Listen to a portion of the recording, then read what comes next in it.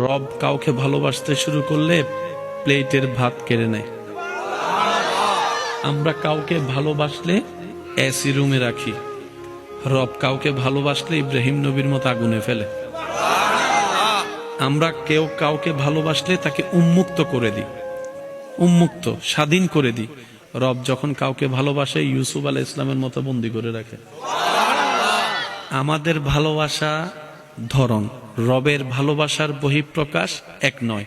এবার আপনি বলবেন এটা কি ধরনের ভালোবাসা হয়, যে ভালোবাসলে কাঁটা দেয়, ভালোবাসলে আগুনে ফেলে, ভালোবাসলে আপনার এসি রুমে না রেখে আগুনের মধ্যে ফেলবে, ভালোবাসলে তাকে বন্দি করে রাখবে, ভালোবাসলে তাকে সারা শরীরের মধ্যে রোগ দিবে।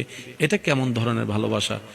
জেনে রাখা ভালো, গরমের মধ্যে এসি রুম সবাই পছন্দ করে, গরমের মধ্যে এসি রুম সবাই